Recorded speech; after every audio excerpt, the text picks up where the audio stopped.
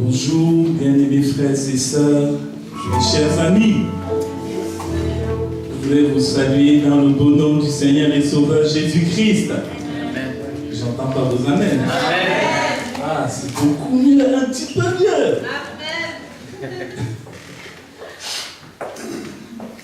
Est-ce que tu as dit bonjour à ton frère ce matin avant d'arriver? Ou quand tu es arrivé? Est-ce que tu as eu le temps de dire bonjour? Alors tu as quelques minutes pour te lever, saluer ton frère, le bénir au nom de Jésus. Déjà, saluer, le bénir au nom de Jésus. Bénis-le vraiment au nom de Jésus. Amen. Gloire à Dieu.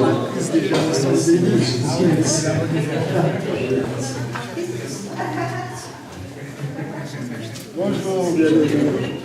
Que la grâce du Seigneur vous accompagne.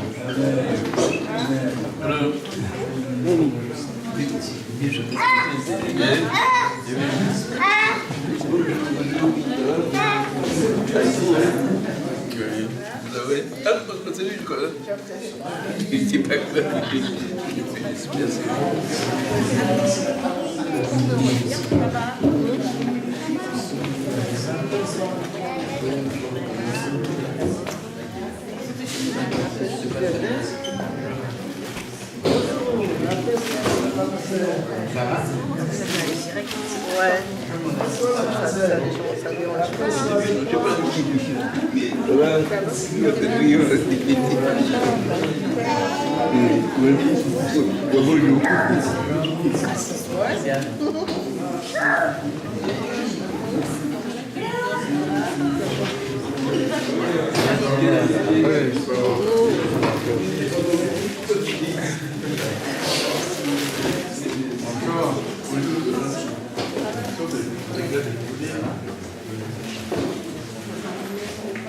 C'est quoi, Mathias?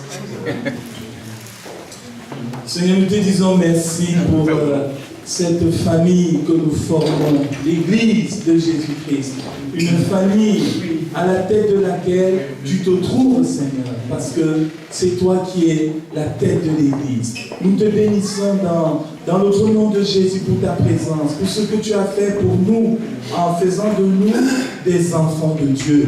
Nous qui étions des fils des ténèbres, nous sommes devenus des enfants de lumière à cause de ton sacrifice sur la croix. Merci Jésus. Merci ce matin encore pour ta bonne présence au milieu de nous et pour ta parole, Seigneur, que tu veux à présent nous communiquer. Permets que je sois un canal de bénédiction pour l'Église, pour ma vie, pour tout un chacun. Seigneur, nous te bénissons dans le nom de Jésus aussi pour le travail qui est fait parmi les enfants. Seigneur, bénis les monitrices et bénis, Seigneur, ces enfants qui vont également accueillir l'enseignement de ta parole, selon ce que tu dis toi-même. Instruis l'enfant selon la voie qu'il doit suivre, et quand il sera grand, il ne s'en détournera pas. Seigneur, que tu bénisses ton Église ce matin, au nom de Jésus-Christ. Amen. Amen. Que notre Dieu soit loué pour sa bonne présence ce matin au milieu de nous. Et je bénis le Seigneur parce que c'est son esprit qui nous conduit dans tout ce qui se passe au sein de l'Église, dans l'enseignement de la parole de Dieu notamment. Nous ne parlons pas par nous-mêmes, nous ne choisissons pas des thèmes par nous-mêmes, mais c'est le Saint-Esprit qui nous dirige, qui nous oriente. Et je remercie le Seigneur pour ce qu'il a déjà commencé à faire ce matin, parce que ce ne sera que la continuité. Je voudrais vous inviter à lire dans Hébreux au chapitre 4. Nous allons lire dans le livre d'Hébreux au chapitre 4. Hébreux au chapitre 4, nous voulons lire au verset 2. Hébreux chapitre 4, verset 2. Hébreux chapitre 4, verset 2. Car cette bonne nouvelle nous a été annoncée aussi bien qu'à eux. Mais la parole qui leur fut annoncée ne leur servit de rien, parce qu'elle ne trouva pas de la foi chez eux qui l'entendirent. Amen. Amen. Car cette bonne nouvelle nous a été annoncée aussi bien qu'à eux. Mais la parole qui leur fut annoncée ne leur servit de rien. Parce qu'elle ne trouva pas de la foi chez ceux qui l'entendirent. Nous vivons aujourd'hui dans un monde qui présente de grandes incertitudes. Incertitudes au niveau social, l'actualité est là pour en témoigner. Incertitudes au niveau professionnel. Avant, on était sûr, quand on commençait un métier dans une entreprise, comme nous le disent les aînés, on était sûr, quasiment sûr d'y passer toute sa vie. Ce n'est plus le cas aujourd'hui. Incertitude au niveau économique. Ah, que ne nous disent pas nos hommes politiques? Que d'efforts ne déploient-ils pas? Mais les années passent, les décennies passent, et on est toujours dans cette incertitude que nous voyons. Incertitude au niveau politique, incertitude dans les équilibres géopolitiques dans le monde, incertitude même dans les familles. Avant, c'était difficile d'entendre qu'une famille chrétienne, qu'au sein d'une famille chrétienne, il y a eu divorce. Il n'y avait même pas cela. Au jour d'aujourd'hui, c'est malheureusement des situations qui sont légion. Mais au milieu, n'est-ce pas, de toute cette, je dirais, jungle d'incertitude, il reste quand même quelque chose qui est stable, quelque chose qui demeure, quelque chose qui ne change pas. C'est la parole de Dieu. Amen. Amen. La parole de Dieu ne change pas. C'est une parole qui est une encre de certitude, une encre sûre, une encre solide pour nos âmes dans un monde d'incertitude. Cela nous a encore été rappelé ce matin dans le passage du psaume 118 qui a été lu par notre frère André. Oui, les promesses de Dieu sont une encre de certitude dans un monde d'incertitude. Pourtant, le passage que nous venons de lire nous dit quelque chose qui est terrible. Il nous dit, car cette bonne nouvelle nous a été annoncée aussi bien qu'à eux. Mais la parole qui leur fut annoncée ne leur servit de rien. Est-ce qu'il se peut qu'aujourd'hui, la parole de Dieu, bien qu'elle soit cette encre de certitude, sûre et solide, mais est-ce qu'il se peut que la parole qui nous est annoncée jour après jour, dimanche après dimanche, semaine après semaine, est-ce qu'il se pourrait que cette parole ne nous serve de rien? Quand on lit de tels passages, on peut bien se dire, ah, on parle d'autres. Mais lorsque la parole de Dieu nous parle d'autres personnes, c'est pour parler de nous-mêmes. C'est pour nous mettre en garde. C'est pour nous prévenir.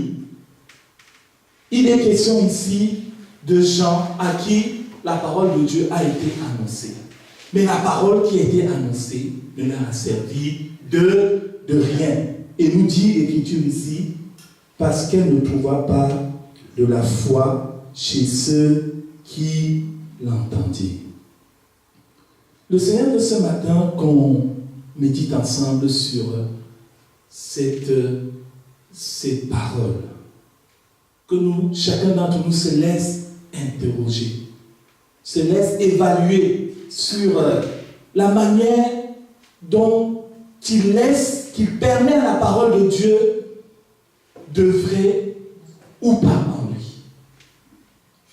Parce que c'est une chose d'écouter la parole de Dieu, mais c'en est une chose de la vivre. Au jour d'aujourd'hui, cette parole est pleinement répandue. On y a accès librement. On y a accès facilement dans les réseaux sociaux. Nous avons des Bibles, nous avons différentes versions de Bible. Nous écoutons des messages, nous sommes abreuvés, nous sommes arrosés de paroles. Chaque dimanche, il y a un nouveau message. Dieu ne se lasse pas de parler. Mais derrière, est-ce que cette parole nous sert véritablement? Ou alors, est-ce que ces déclarations qui sont dites ici sous forme de sentence nous concernent aussi? La parole qui leur fut annoncée ne leur servit de rien. L'auteur de l'Épître aux Hébreux ici s'adressait à des chrétiens d'origine juive. On pense que c'était des chrétiens d'origine juive parce qu'il fait beaucoup mention dans cet épître de ce qui se passait dans l'Ancien Testament, des sacrifices qui étaient offerts, et il les compare au sacrifice de notre Seigneur Jésus-Christ. Il s'adresse à des chrétiens qui avaient, commencé à marcher avec Dieu d'une manière victorieuse, qui avaient accueilli la bonne nouvelle de l'évangile de Jésus-Christ. Il s'adresse à des hommes et des femmes dont la conscience avait été éveillée concernant les choses de Dieu. Il s'adresse à des hommes et des femmes qui avaient réalisé qu'ils étaient perdus sans Christ et qui ont donné leur vie à Jésus. La Bible nous dit dans Hébreux au chapitre 6, concernant ces bien-aimés, qu'ils ont été éclairés, qu'ils ont goûté le don céleste, qu'ils ont eu part au Saint-Esprit. Ils ont goûté la bonne parole de Dieu et les puissances du siècle à venir. Hébreux chapitre 6, à partir du verset 4. Mais aussi dans Hébreux chapitre 10, toujours en parlant des destinataires de ce message, il nous est dit que ces bien-aimés, il est dit au verset 32, vous avez soutenu un grand combat au milieu des souffrances. D'une part, exposés comme un spectacle aux opprobles et aux tribulations, et de l'autre, vous associant à ceux dont la position était la même. Donc ce sont des chrétiens, des croyants qui avaient subi des persécutions à cause de leur engagement pour Jésus. Hébreux chapitre 10, verset 32. Il est dit au verset 34, en effet, vous avez eu de la compassion pour les prisonniers et vous avez accepté avec joie l'enlèvement de vos biens. Donc ce sont des hommes et des femmes qui étaient vraiment engagés pour Christ, qui avaient de la compassion pour ceux qui souffraient, qui avaient accepté que leurs biens leur soient enlevés à cause de l'évangile de Jésus-Christ. C'est dit combien était grand, combien était profond leur engagement. Vous avez accepté avec joie l'enlèvement de vos biens, sachant que vous avez dans les cieux des biens meilleurs et qui durent toujours. Voilà ce qu'étaient, n'est-ce pas, ces croyants à qui s'adresse ce message. Mais il est dit au verset 35, n'abandonnez donc pas votre assurance à laquelle est attachée une grande rémunération. Ces bien-aimés qui étaient si bouillants, qui étaient si engagés, eh bien, il est arrivé un moment où ils ont commencé à abandonner leur assurance. Ils ont commencé à se poser des questions. Oui, mais est-ce que vraiment, parce qu'ils souffraient à cause de l'évangile, parce qu'ils vivaient des situations difficiles, Comme cela nous a été rappelé ce matin. Oui, Dieu est bon. Mais est-ce que Dieu est toujours bon quand les choses de ta vie ne vont pas? Dieu est toujours bon. Dieu reste-t-il toujours bon lorsque tu es dans l'attente d'une bénédiction? Des années passent. Tu es toujours inscrit ou inscrite dans la liste des célibataires. Dieu est-il toujours bon lorsque tes projets professionnels, tu te bats comme tu peux, mais les choses sont toujours bloquées? Dieu est-il toujours bon? Ces hommes, ces femmes, ils croyaient en la bonté de Dieu. Jusqu'à un moment où ils ont commencé à abandonner, à baisser les bras, à abandonner leur assurance. Je pense que nous sommes nous aussi concernés par cette exhortation. Au jour d'aujourd'hui, on est debout. Qu'il plaise à Dieu qu'au nom de Jésus, nous puissions rester debout jusqu'au bout. Mais la parole de Dieu nous met en garde. Parce qu'elle nous dit qu'il y en a d'autres avant nous qui ont commencé cette course, qui avaient même peut-être plus de âme que nous, mais qui malheureusement à un moment donné ont commencé à fléchir. Et pourquoi ont-ils fléchi? Comment se fait-il qu'on puisse vivre toutes ces choses que nous vivons aujourd'hui? Comment se fait-il qu'on puisse être si engagé avec le Seigneur Jésus et qu'à un moment donné, on se met à fléchir?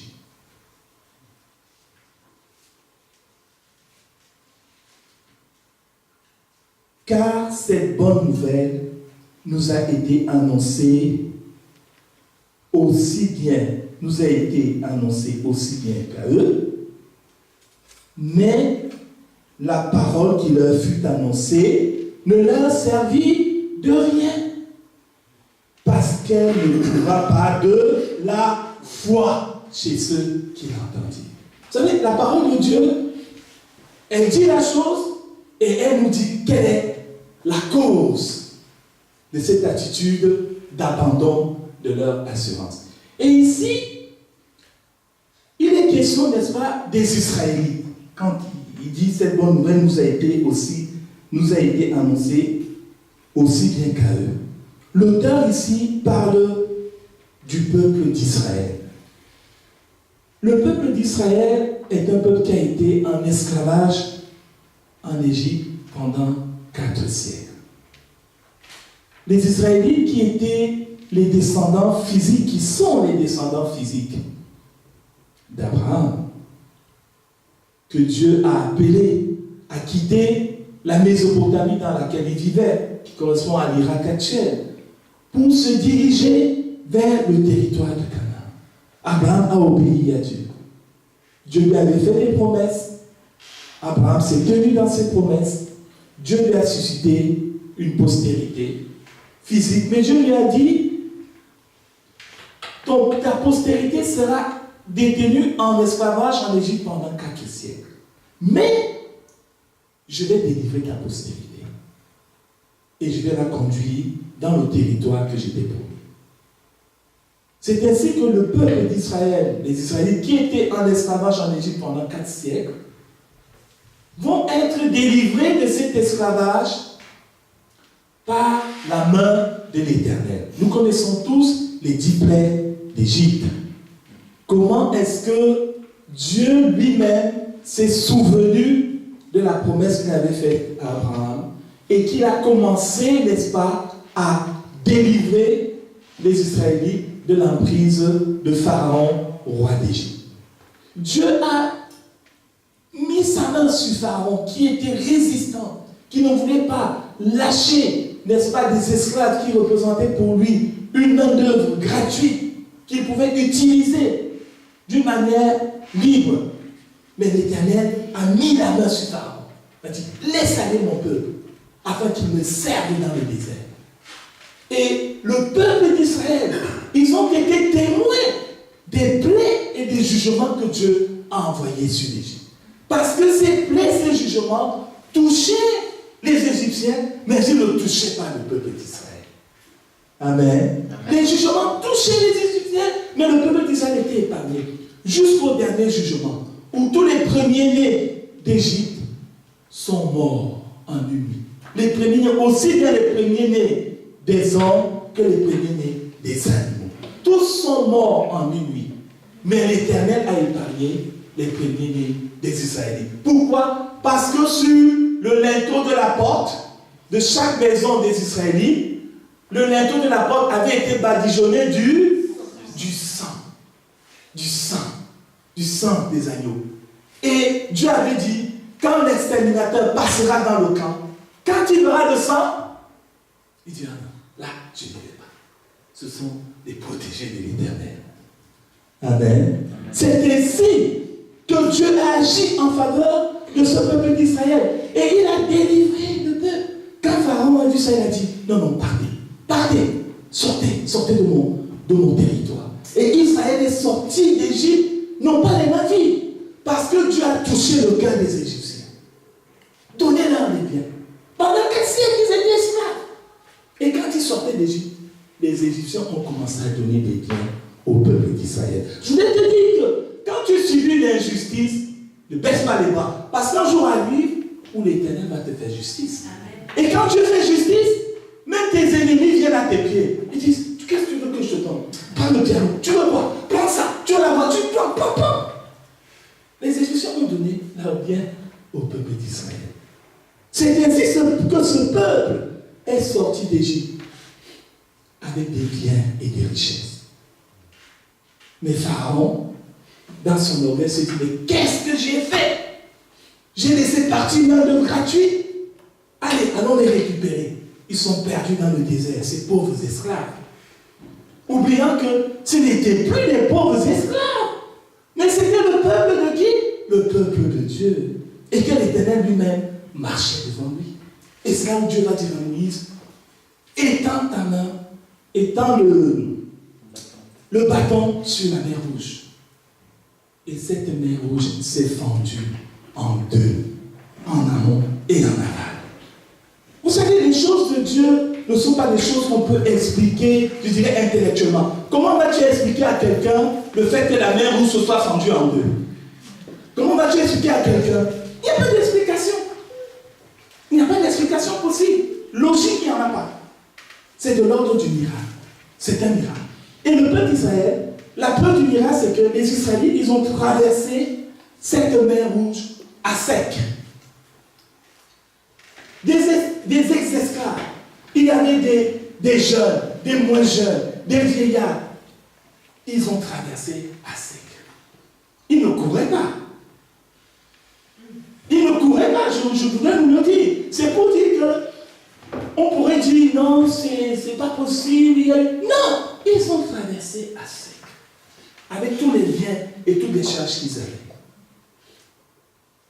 Et Pharaon a commencé à envoyer son armée pour les suivre. Mais Dieu a placé entre l'armée de Pharaon et les Israélites une colonne qui semait le désordre dans le camp de l'armée de Pharaon. Et quand les Israélites ont fini de traverser la mer Rouge, qu'est-ce qui s'est passé? L'eau a recouvert toute l'armée de Pharaon. Amen. Amen. Pour bien dire que ce n'était pas quelque chose d'imaginé, mais que c'était un miracle. C'est donc ce peuple d'Israël qui, n'est-ce pas, va se retrouver dans le désert avec Moïse à sa tête. La Bible nous dit que le peuple d'Israël dans le désert, de jour, il y avait une colonne de nuée devant eux. La colonne se levait. Quand la colonne se levait, Israël comprenait que c'était le moment du départ. Donc, et c'est la colonne de nuée qui les dirigeait pour leur dire, voilà, on va pas là. De nuit, c'était une colonne de feu qui les précédait. Il est dit de ce peuple d'Israël qui vont arriver sur le mont Sinaï. Et là, sur la montagne de Sinaï, qu'est-ce qui va se passer? Dieu va se manifester à eux d'une manière visible. Dieu va descendre sur le mont Sinaï. Et la montagne va se mettre à trembler. Il y aura des éclairs, il y aura des grondements de tonnerre. Ils vont voir une manifestation visible de Dieu. Et de cette montagne-là, Dieu va donner à Moïse ce que nous appelons communément les 10 commandements. Mais aussi derrière les 10 commandements, il y a toute la loi de Dieu. Ce peuple, quand il va voir cette montagne tremblante, cette montagne agitée par la puissance de Dieu, ils vont dire à Moïse, Moïse, toi-même parle-nous, parce que nous sommes tremblants devant cette montagne. Ils ont commencé à éprouver la crainte de Dieu. Mais ce peuple-là, qui a vu tant et tant de choses de la main de l'Éternel, il nous est dit ici, concernant ce peuple, que la parole qui leur fut annoncée ne leur servit de rien. Il a dit que tout ce qu'ils ont vécu là, c'est comme si tout cela ne leur a servi de rien. Parce que dans le désert, chaque fois que les Israélites avaient un besoin, au lieu de se souvenir de ce que Dieu avait fait pour eux, qu'est-ce qu'ils faisaient? Ils se mettaient à murmurer.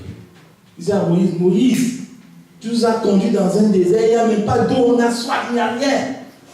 Tu nous as amenés ici pour notre mort. Moïse, on était bien en Égypte. Hein? On mangeait des concombres, du poisson gratuit. Tout était gratuit. Mais ils avaient oublié une chose, ils étaient des esclaves. Ce peuple n'a pas compris la parole qui leur était annoncée pour qu'ils placent leur confiance en l'Éternel.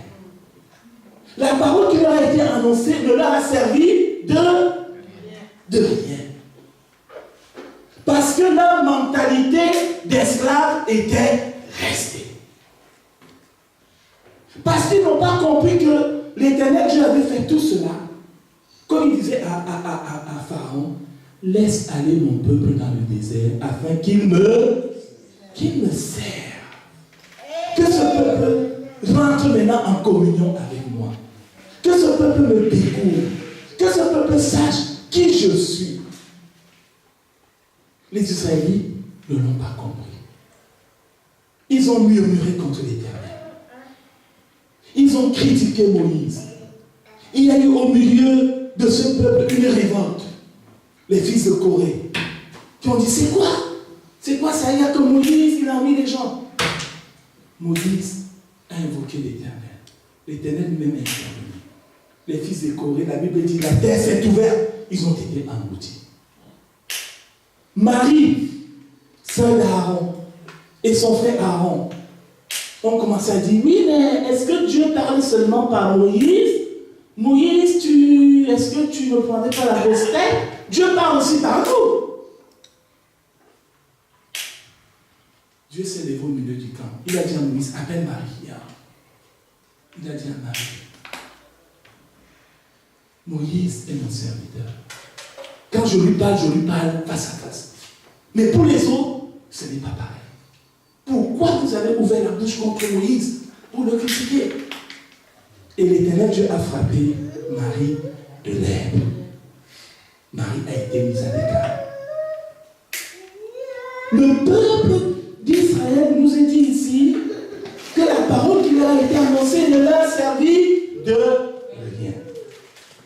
Je voudrais nous rappeler que nous aussi, au jour d'aujourd'hui, nous sommes au bénéfice de ce que Jésus a accompli pour nous. Amen. Nous sommes au bénéfice. Nous avons pris la Sainte Seine tout à l'heure. Cette notion de mémorial nous a été bien rappelée. De mémorial. Je veux qu'on se souvienne de ce qu'il a fait pour nous. On se souvient. Jésus dit, chaque fois que vous faites cela, vous le faites en mémoire de moi. Vous le faites en souvenir de ce que j'ai fait pour toi. J'ai pris ta place à la croix du Calvaire.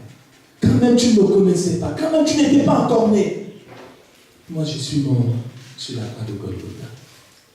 Jésus a accepté de donner sa vie.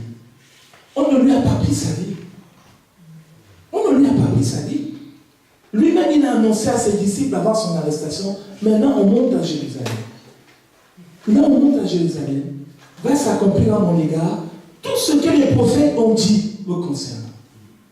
Je vais être arrêté par les païens. Ils vont se moquer de moi. Ils vont me battre de verges. Ils vont me condamner et ils vont me mettre à mort. Mais 3 jours après, je vais ressusciter. Amen. Lui-même a annoncé cela à ses disciples. Je lisais encore ce passage cette semaine. J'ai dit, Jésus a donné librement sa vie. Mais librement. Jusqu'au bout. Même quand on est venu l'arrêter. Quand Pierre a pris son couteau pour couper l'oreille, Jésus m'a dit, non, remets. Est-ce que tu penses que si j'avais besoin d'aide, je te demanderais, Pierre, aide-moi? Prends un couteau. Il a dit, mais il me suffit d'invoquer mon Père. Et j'aurai quoi?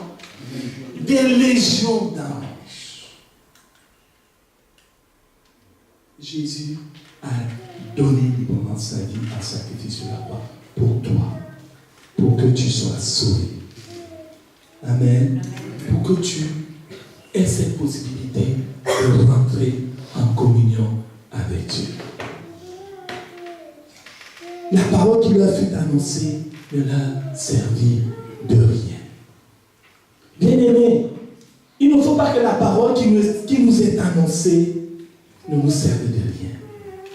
Parce que la parole de Dieu, lorsqu'elle est accueillie favorablement, doit produire en nous du changement. Sinon, elle ne nous sert de rien. Si cette parole nous trouve esclaves, et que demain nous restons toujours des esclaves dans nos cœurs, dans nos têtes, dans nos vies, ça veut dire que la parole ne nous sert de rien. Si avant tu étais un homme alcoolique, une femme alcoolique, la parole de Dieu était annoncée. Tu dis oui à Jésus, je marche avec Jésus. Mais tu demeures toujours alcoolique. Tu demeures toujours colérique. Tu demeures toujours, si tu étais impudique, avant tu es toujours impudique. Tu dis, mais la parole de Dieu ne lui sert de rien. Il écoute, mais il n'y a pas de changement. Il est pareil. Jean-Baptiste mettait en garde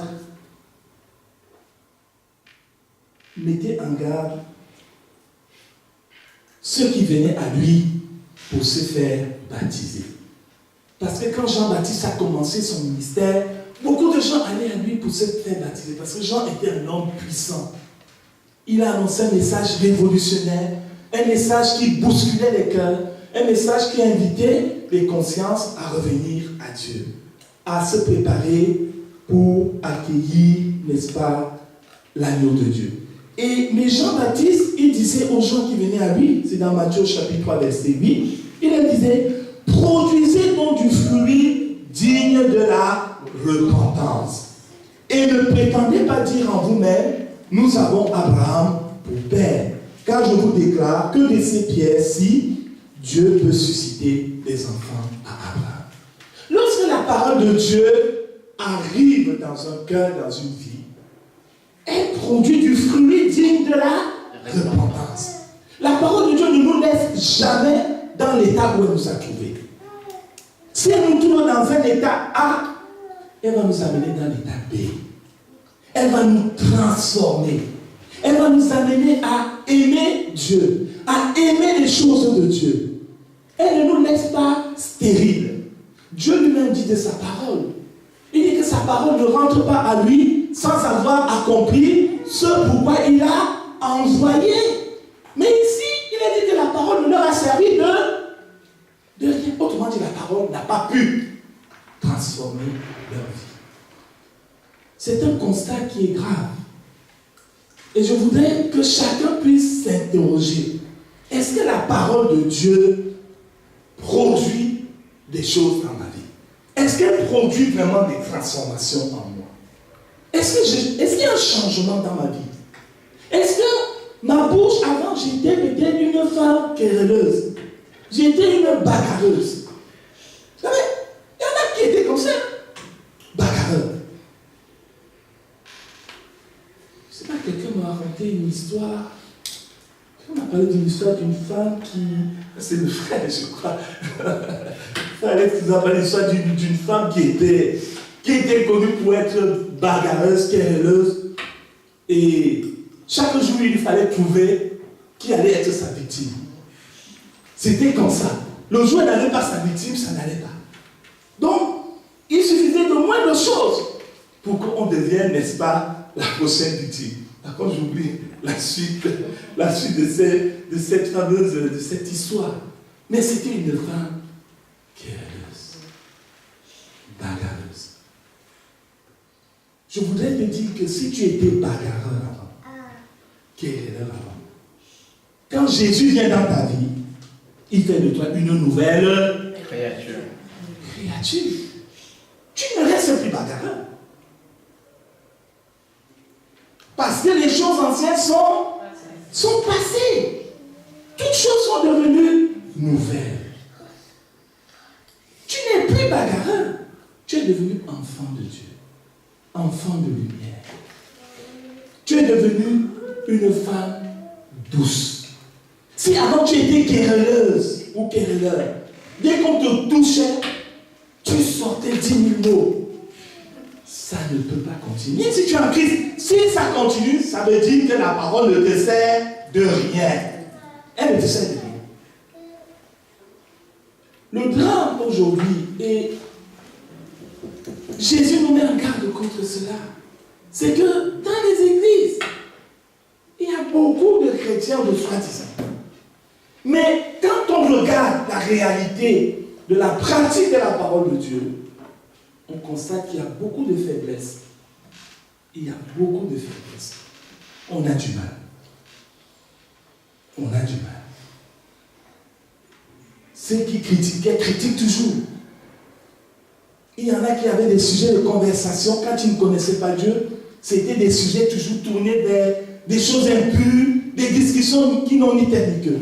Il y en a qui, même après être venus à Jésus, continuent dans ces conversations. Ce n'est pas possible. Si tu viens à Jésus, quand tu vas entendre des histoires qui n'ont ni tête ni queue, tu vas te sentir mal à l'aise. Sentir que ma place n'est pas là. Mon esprit n'est pas en paix. Des fois, je dis à mes collègues, mais vous irritez mes oreilles. Vous voulez continuer? Non, moi ça m'irrite, donc je ne veux pas que vous continuez avec ce sujet. Et des fois, quand ils me respectent, ils se taisent. Ils me disent, non, Joseph, bouge tes oreilles. Je me dis, ça mérite. Un enfant de Dieu doit pouvoir dire, non, je ne reste pas dans ces sujets de conversation. La parole qui leur fut annoncée ne leur servit de rien parce qu'elle n'a pas produit en eux de transformation. Parce qu'elle n'a pas changé leur cœur. Dans l'évangile de Luc, au chapitre 19, il nous est présenté un homme en qui la parole de Dieu a produit un profond bouleversement. Vous savez de qui il est question? Dans l'évangile de Luc, au chapitre 19, il est question de Zachée. Zachée, dans Luc au chapitre 19, à partir du verset 1, il nous est dit, Jésus étant entré dans Jéricho, traversait la ville, et voici un homme riche, appelé Zachée, chef des publicains, cherchait à voir qui était Jésus. Mais il ne pouvait y parvenir à cause de la foule, car il était de petite taille. Il courut en avant et monta sur un sycomore pour le voir, parce qu'il devait passer par là. Lorsque Jésus fut arrivé à cet endroit, il leva les yeux et lui dit, Zachée, hâte-toi de descendre, car il faut que je demeure aujourd'hui dans ta maison. Zachée se hâta de descendre et le reçut avec joie. Voyant cela, tous murmuraient et disaient, il est allé loger chez un homme pécheur. Mais Zachée, se tenant devant le Seigneur, lui dit, voici Seigneur, je donne aux pauvres la moitié de mes biens. Et si j'ai fait tort de quelque chose à quelqu'un, je lui rends le quadruple. Jésus lui dit, le salut est entré aujourd'hui dans cette maison, parce que celui-ci est aussi un fils d'Abraham, car le Fils de l'homme est venu chercher et sauver ce qui était perdu. Amen. Voilà l'exemple d'un homme en qui la parole de Dieu va produire un bouleversement. Un bouleversement. Zachée qui était un homme filou, un collecteur d'impôts qui abusait du peuple. Quand Jésus va entrer dans la vie de Zachée, Zachée dit, Seigneur, je donne la moitié de mes biens. Je voudrais qu'on mesure ces paroles. Si on te dit aujourd'hui, donne la moitié de tes biens, tu ne serais pas le faire. À cause de Jésus, tu le ferais? Mais Zachée l'a fait. Il dit, Seigneur, je donne aujourd'hui la moitié de mes biens. Il est question des Hébreux, on m'a dit, ils ont abandonné leurs biens. Parce que dans leur cœur, ils croyaient qu'ils avaient des biens meilleurs aux cieux. Zachée dit, je donne la moitié de mes biens. Et là où j'ai fait tort à quelqu'un, et il avait fait tort à beaucoup, je vais lui donner 4 fois plus pour réparer le tort que je lui ai fait. Amen. Amen. Quand la parole de Dieu est acceptée, elle produit un changement, une transformation dans nos vies. Elle ne nous laisse pas en état. Nous avons aussi dans Actes des Apôtres au chapitre 5, nous avons là l'histoire dramatique d'un couple. Vous connaissez lequel? Ananias et Saphira. Actes chapitre 5. Actes chapitre 5, à partir du verset 1.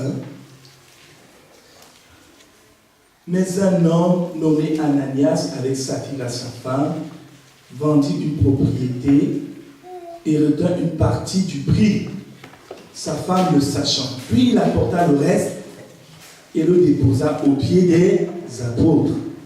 Pierre lui dit, Ananias, pourquoi Satan a-t-il rempli ton cœur au point que tu mentes au Saint-Esprit et que tu aies retenu une partie du prix du champ? S'il n'eût pas été vendu, ne te restait-il pas? Et après qu'il a été vendu, le prix n'était-il pas à ta disposition? Comment as-tu pu mettre en ton cœur un pareil dessein? Ce n'est pas à des hommes que tu as menti, mais à Dieu. Ananias, entendant ces paroles, tomba et expira. Une grande crainte saisit tous les auditeurs. Les jeunes gens s'étant levés, l'enveloppèrent, l'emportèrent et l'ensevelirent. Environ 3 heures plus tard, sa femme entra sans savoir ce qui était arrivé. Pierre lui adressa la parole. Dis-moi, est-ce à un tel prix que vous avez vendu le champ? Oui, répondit-elle, c'est à ce prix-là. Alors Pierre lui dit, comment vous êtes-vous accordé pour tenter l'Esprit du Seigneur? Voici, ceux qui ont enseveli ton mari sont à la porte, et ils t'apporteront. Au même instant, elle tomba au pied de l'apôtre et expira. Les jeunes gens étant entrés la trouvèrent morte. Ils l'emportèrent et l'ensevelirent auprès de son mari. Une grande crainte s'empara de toute l'assemblée et de tous ceux qui apprirent ces choses. Voilà l'histoire de ce couple qui n'a pas accepté d'être transformé par la parole de Dieu. Ananias et Saphira ont intégré l'église de Jérusalem. Cette église qui est née au moment où l'apôtre Pierre a fait cette prédication à la Pentecôte. Il y a eu 3000 conversions. Cette église où il y avait des miracles. Cette église où les gens étaient baptisés du Saint-Esprit. Cette église où la vie de Dieu était palpable. Ananias et Saphira. La parole de Dieu ne nous dit pas comment ils se sont convertis. Mais certainement qu'ils ont été touchés par ce message. Mais dans leur cœur, ils étaient filous. Et ils n'avaient pas accepté d'abandonner la filouterie. Ils vont vendre leurs champs comme les premiers chrétiens le faisaient. La Bible nous dit qu'ils vendaient leurs biens. Et ils apportaient tout le prix de la vente au pied des apôtres. Pour que cela soit utilisé pour toute la communauté. Ananias et Saphira n'avaient pas envie de vendre leurs biens. étaient obligés à le faire. Mais ils ont voulu faire comme tout le monde. Ils ont vendu, ils ont dit bon, quand même, on ne va pas donner tout ça à l'église, c'est trop. C'est trop. Donc, on donne la moitié. Hein? Tu es d'accord chez les oui, on donne la moitié. Et ils arrivent devant les apôtres, ils disent voilà, on a vendu ce bien, voilà le prix de la vente. Mais il faut faire attention quand on a affaire à des hommes de Dieu. Parce que Dieu nous parle. Dieu parle. Il faut des hommes de Dieu, on les voit, ils ont l'air naïfs, mais il faut se méfier d'eux. Parce que sous cette air de naïveté, Dieu les a déjà mis en garde de telle ou telle situation. Et le Saint-Esprit dit à Pierre, il mente. Et Pierre va parler à Ananias. Tu vas continuer à mentir. Pierre dit, mais tu as menti au Saint-Esprit. La Bible me dit, il tombe, il meurt. Quelques instants après, ce sera, n'est-ce pas, le sort de son épouse. Je voudrais, bien aimé, nous dire, faisons attention. Faisons attention. Accepte que la parole de Dieu te transforme. Accepte le changement. Recherche le changement. Parce que quand tu n'es pas transformé par cette parole, tu es exposé au jugement de Dieu. Tu es exposé à ce jugement. Mais quand tu es transformé par la parole de Dieu, tu donnes gloire à Dieu. Comme Zachée. Zachée, alors que les gens murmuraient contre lui, Zachée va dire non, moi je donne la moitié de mes biens. Je répare, je fais des réparations qu'à soit plus.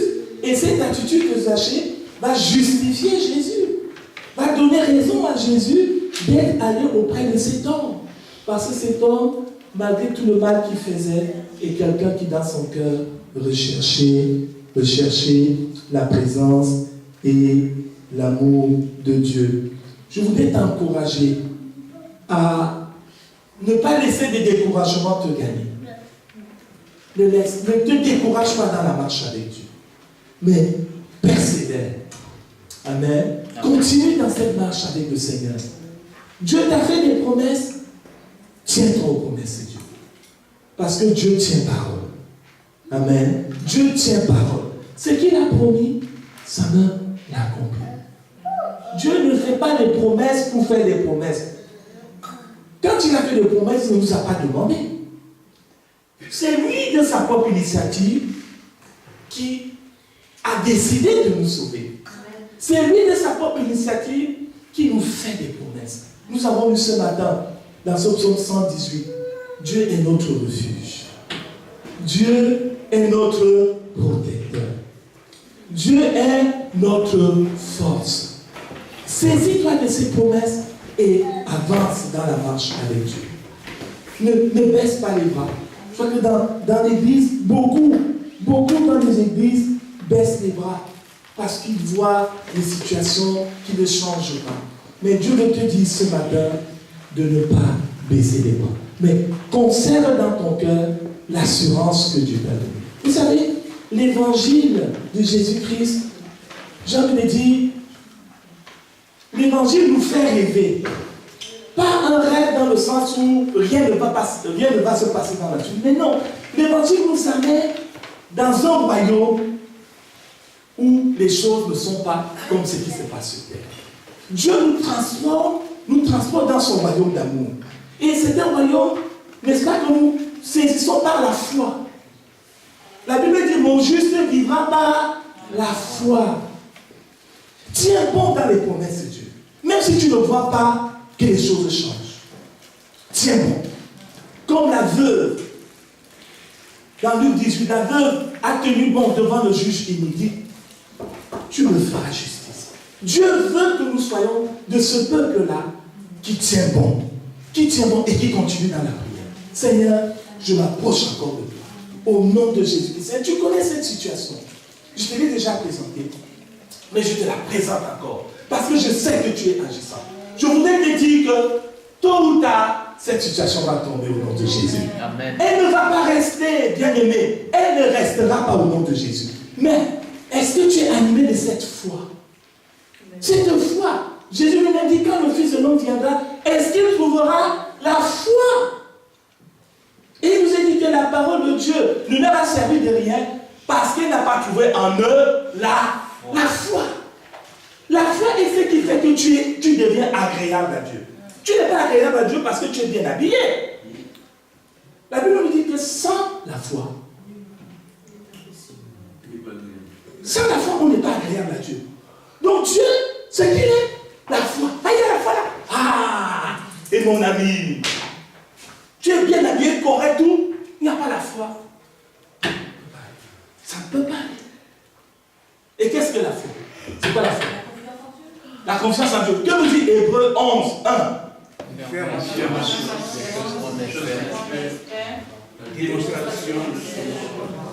Ferme assurance des choses qu'on espère. Donc, l'assurance, elle est là dans le cœur. Mais, ça ne reste pas seulement dans le cœur. La deuxième partie, c'est quoi? Démonstration. Ah, il faut maintenant que tu démontres que tu es ferme dans la foi. Démonstration. Seigneur, je te loue. Vous avez dit, il a été dit ce matin, 1 Thessaloniciens 5, 18. Rendez grâce. C'est aussi l'exhortation qu'on a mis hier avec le groupe de louange. Soyez joyeux et rendez grâce. Priez en tout temps. Rendez grâce. Il faut que ton attitude démontre ta foi. Reste ferme dans la foi. Proclame ce que Dieu dit de toi. Nous avons vu ça dimanche dernier concernant le fils aîné. Proclame ce que Dieu dit de toi. Ce que Dieu dit de toi. Ton identité en Christ. Proclame-la. Quand tu te lèves le matin, ne dis pas, oh, ça va pas être dur aujourd'hui. Non. Mais dis, Seigneur Jésus, je te bénis. Parce que ce matin, je vais aller avec toi. Je vais au travail avec toi. Je vais au lycée avec toi. Seigneur, tu vas me précéder. Seigneur, aide-moi. Aide-moi à te dire, bon, bien-aimé, quand nous-mêmes nous proclamons des paroles négatives sur nos vies, vous voulez que qui prononce des paroles positives pour ta vie? Ta bouche a une puissance. Ta bouche est capable de donner, je dirais, un avenir à quelqu'un. Comme elle est capable de briser l'avenir d'une personne. Si ta bouche parle à tes enfants de façon négative, tu es en train de briser leur avenir. Notre bouche a de la puissance, a de la valeur. Donc, proclamons des paroles de bénédiction sur nous. David disait, je te loue de ce que je suis une créature si merveilleuse. Proclame, Seigneur, je te bénis. Parce que c'est toi qui m'as donné ce travail. Tu ne l'as pas donné pour l'échec, mais pour que je réussisse au nom de Jésus. Alors, quelles que soient les difficultés, je vais aller avec toi. Seigneur, je compte sur ta grâce. Je m'appuie sur Jésus. Bien-aimé, la foi est une démonstration. Elle ne reste pas toujours dans une ferme assurance dans le cœur seulement. Mais cette ferme assurance, elle est tellement ferme qu'elle sort du cœur. Et on commence à la voir. Ça a été l'attitude d'Abraham. Abraham a espéré contre toute espérance. Il a attendu. Et Dieu lui a donné un fils. Et la Bible nous dit que quand Dieu lui a dit, donne-moi ton fils Isaac en sacrifice, la Bible nous dit qu'Abraham dans son corps croyait que Dieu est capable de ressusciter son fils. Il a dit, ok, je te le donne. Il a dit, non, ce n'est pas ton fils que je veux. Je voulais voir cette foi dans mon cœur. Amen. Amen. Que Dieu nous bénisse et nous aide à être des hommes et des femmes de foi dans la vie, dans notre vie, qui est des transformations véritables qu'apporte la parole de Dieu. Et que nous puissions glorifier le Seigneur et aller de l'avant. Est-ce que nous voulons prier ensemble? Nous voulons prier ensemble. Gloire à Dieu. Oh, Seigneur Jésus. Amen. Peut-être que tu veux élever la voix après ces paroles pour parler au Seigneur. Ne regarde pas les gens. Il y a toujours des gens qui vont regarder les autres. Si tu as été touché ce matin, élève la voix et parle à Dieu dans la sincérité de ton cœur. Mais si tu as été touché et tu dis c'est bien que je reste comme ça, que la parole soit sans effet en moi, c'est ton problème. Mais prends garde. Parce que Dieu est aussi le Dieu de justice. La Bible dit que notre Dieu est un feu dévorant. Alors si tu te sens appelé à t'humilier devant Dieu, lève-toi et exprime ce que tu as dans le cœur devant le Père. Oui, Seigneur Jésus, merci. Merci Seigneur pour ta parole. Seigneur, comme je disais souvent, ma mère, ton esprit est là. Toute la nuit hier, tu as vu combien je souciais, Seigneur, et tu m'as présenté ce film de Moïse sur la montagne. Tu m'as montré dans ce film combien de fois tu as délivré le peuple d'Israël face à des situations difficiles, mais qui n'ont pas reconnu ta main, Seigneur, qui sont allés adorer, Seigneur, des choses vaines, Papa, qui ont fabriqué, Seigneur, des choses avec leurs propres mains, Seigneur, pour les adorer. Et j'ai pris ta colère, Seigneur. Mon Dieu, ce matin, je veux te demander pardon.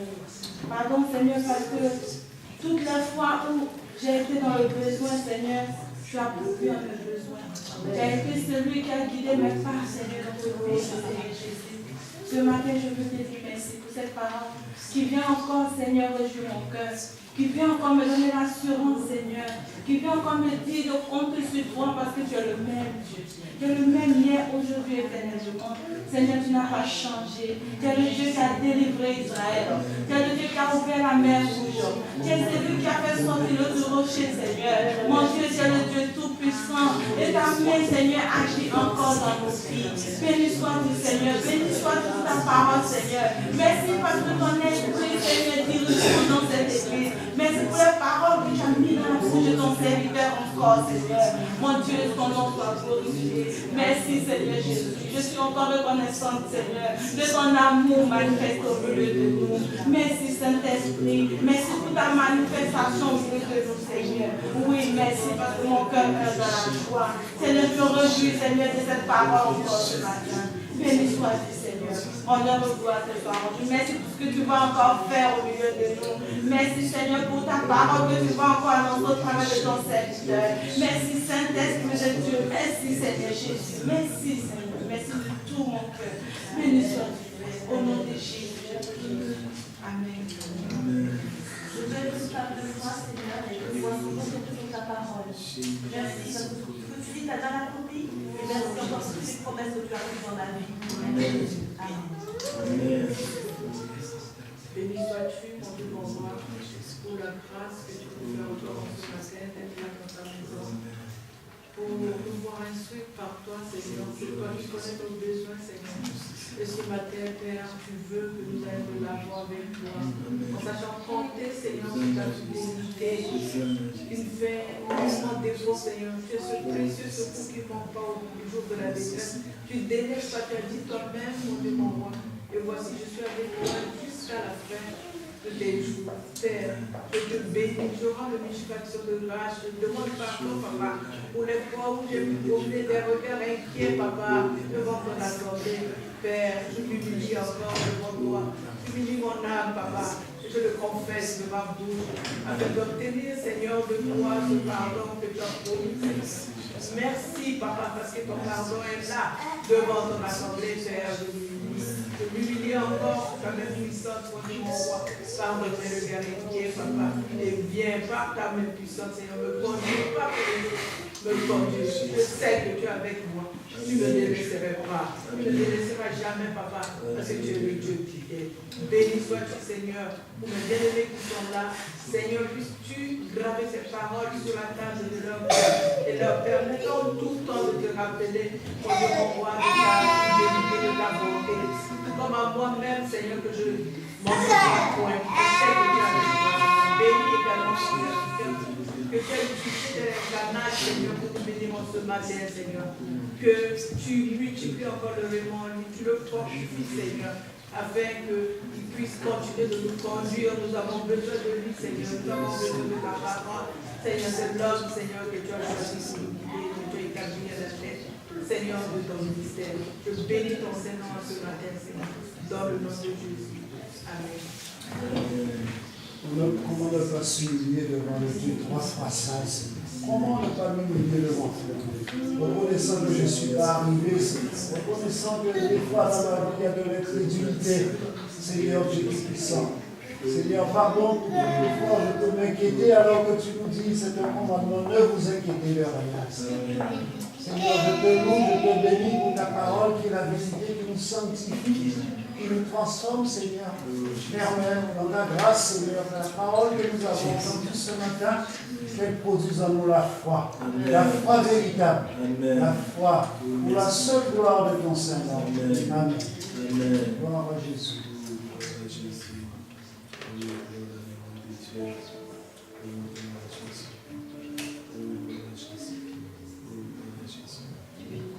Oh Seigneur, merci. Merci pour ta parole. Merci pour ton amour. Parce que c'est par amour que tu nous instruis. Seigneur Jésus, tu veux nous voir aller de l'avant avec toi. Tu ne veux pas nous voir faire du surplace.